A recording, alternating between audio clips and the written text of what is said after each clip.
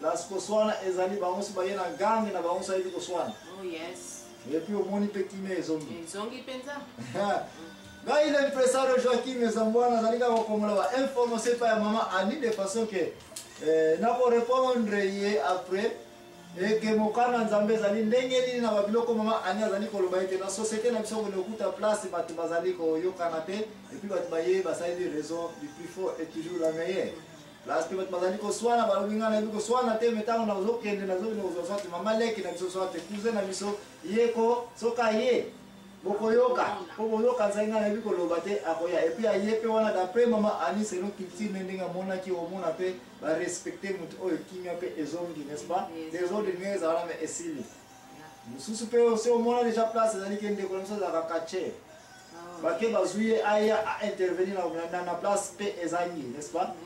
et puis ayepe bitumba ekoi to pe bitumba ekoi te bamonika ndeko na ba paquet aye wana bamoni so kimia et continue, n'est-ce pas? Les wana oza kobe on peut solution kimia. Yango wana. Selon yo. On va appuyer yango. Les appels solution va boyi kosale. Pourvu que ça rappelle. Bon si ko prometa il est tanto kozonga okopesa na ba verset biblique yo sili komona ete ozali ko supporter te kimia ezali eloko malamu. Donc comment va baluka na on peut-être aussi que ça va recherche au monde dans la Bible. Est-ce que vous pensez sur verset parce que prometa il est tanto kozonga. Là il a comme toujours ba kama l'impresseur atika la question te l'impresseur se va promettre que mutu abo ça na parce que les paroles s'envolent mais les écrits restent. On a comme toujours na toujours ma note na ngai na moni a koza na nyongo na ngai ya kopesa na verset biblique. Oh ba verset biblique ça ya trop. Donc na kopesa bino mais na kopesa bino nyonso to po eza mingi. Mais pour aller dans ce Romains chapitre 12, verset 18. Bokende kotanga ngonde mama likamona biso ya pesa na chapitre 1. Oh il a Job 22 21. Et puis Romains 12 18, n'est-ce pas? Romains 12 18. Lévitique 26 6. Nombre 6 26. 2 Rois 9, 21. Merci.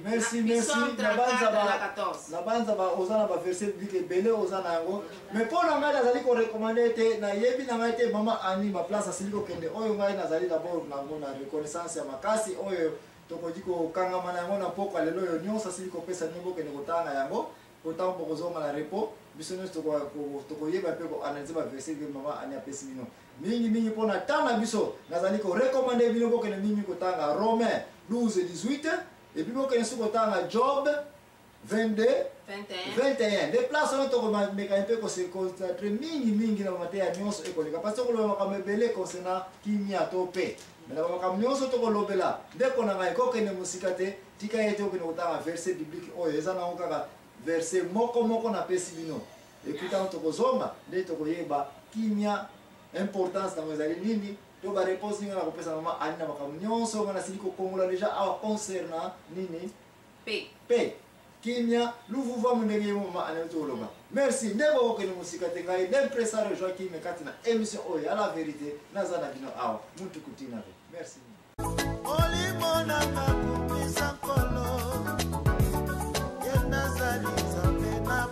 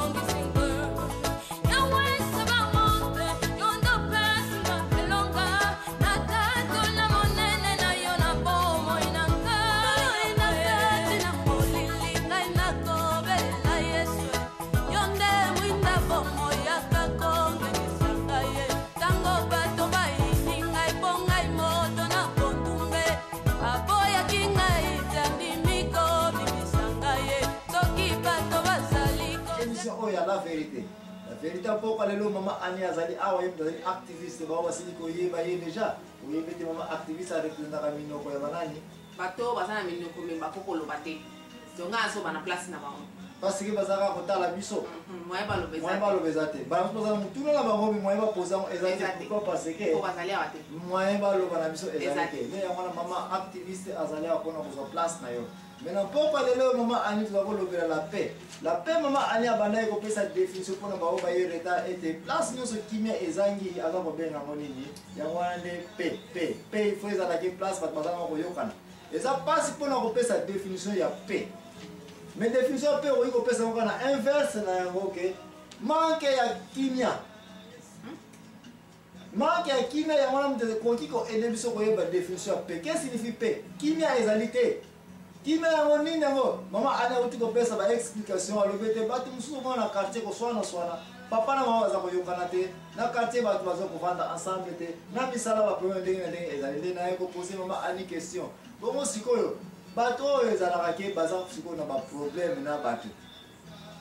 epuis sikoyo bato oyo balingi barésoudre yango mpo kimia ezonga mpo basalelaka mama ani alobi ete o na société na biso kienga naza nanga koyokanaka abie mtozo représente société na ye abi na société na bango ndenge basalaka bato bakotante kone kovandela makambo soki esimbi te koswana mpe ekoti moto ayebi nde koswana te okomona alobi ete bo nga mpe nanje kobenga oyo ya ngai ndeko ayebi koswana akoya akoswana na place na ngai ntango bakoswana bapile bango na koswana na ndenge na bango bayebi kolobela lakalaka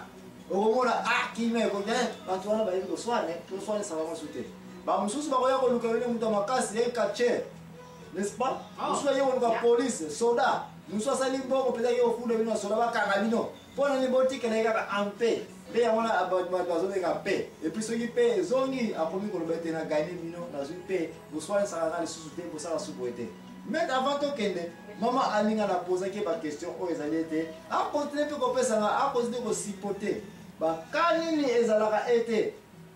eza koprovoke kimia ya bato ezali kozanga bayebaka oti kopesa deja tokolobela yango soki esplike benga bana biso na 081 089 1274 mpo olanda première partie oti koleka me ngai nazalaka kokontinue kokongola bainformation avant émission na ngai ebanda parce que nazalaka kosarcle mpona kozwa information mama aneyebisa ngai bamakambo nini yango soki oza nango na table oyo okoki kosipote pourquoi kimia eza kozanga précisement ke komona mpe na makila etangi na place kimia ezangi baka eza ebele bato mosusu azana asengi kimia opesa ye kimia oboyi kopesa ye kimia neti napesa exemple ya rivalité bambanda mutu oyo abotoli yo mobali sikoyo mobali comportement mobali echange mpona mutu wana oyebi ke mobali nanga echange mpona mutu wana sifo na kobomisa yo okotikala molibala nanga na kimia ebongo soki oza no deuxième bureau eke abotoli yo mobali ou bien oza premier bureau mobali achange mpona nini mwasi alibanda azotambwisa mutu makambo na ndako ezomarche sur te soki nakobomisa yo ebongo mwasi alibala sava wana olobi mwasi alibala mpo ayoki ete mbanda na ye na libanda aza kotambwisa mobali to akomi mbala rivalité eza kaka bien te ayebikaka ke rivalité déjà c'est un problème ke ennemi eye kokota wana n'est-ce pas mais question ezali bongo sikoyo yo ozoloba parce oza mwasi ya ndako okoatake oyo ya libanda bongo oyo ya libanda azolinga yo mpe olongwa na kiti wana mpo ya koremplace ebonga wana olobi nini eza mpe eza ndenge moko mpe oyo ya libanda akosala mpe meme mwasi ya ndako nalingi mobali wana azala ngai soki nakobomisa ou bien akotiela ye poison atiele mwasi ya libala poisson mwasi wana ke ye puis aye koremplace kiti wana olingi olobaka ke makila ifo etanga kowelela donc parce que question na ngai eza mpenza boye avec pression badeko boza kolandanga nazolinga mpe koyeba na ntango kimia ezangi na ka oyo ya rivalité oyo kopesa comment bato baza koluka bapesa solution selon barecherche na yo oyo omoni eza koleka na société na yo pene ezoleka po mosusu omona akobomisa yo aluki un assassin mpo abina futi yo bomelanga mwana mwasi wana bomelanga mobali wana mpo naza na kima te na moto wana donc nakozwaka kima soki mutu wana akufi bref olobaki rivalité nyonso ekoki kokumba ete mpe ezangi epuis solution ya rivalité makila ebandi kotanga mosusu le poison tolobaka makila donc etangi eske oza na ka lisusu okoki komona ete okoki koprovoke situation ya manque ya paix parce que manque ya paix esukaka kaka na kobenga motu ennemi chaque fois opposé kutu te un de couplage ya manque ya paix eza ennemi mutu soki aza kopesa paix te complètement akomi ennemi na yo. est ce que oza na ka lisusu oyo ekoki kozala ete eza très dangereux ke kimia ezangi epe ekoki kokoma na ka ya kotangisa makila meme. Oh ya neti na bilanga na yo osali bilanga na yo bilanga na osali mpena bien epuis oyebi ke moyibi aye koyiba bilanga mpe oyebi ke moyibi yango ezali sososo makoluka obomisa motu wana ko ou bien ankeka ke badétruire bakatikati bilanga na yo mpe oyebi ke moto asali likambo oyo ezali sososo okoluka okata ye comme ça omona su motu wana na vi na yo te nde kimia na yo nde wana ozwi. Donc mo bimiso na ngai intéressé ngai ya komona motu na vi te. Donc elingi koloba ete soki motu odécouvrir que c'est ton ennemi et que olingi kimia ezonga kimia mosusu oza olingi oloba te bato baza kosalela kobungisa face ya motu wana surface ya babere. Oh yeah kobungisa ngo complètement olingi sokomona face wana pe face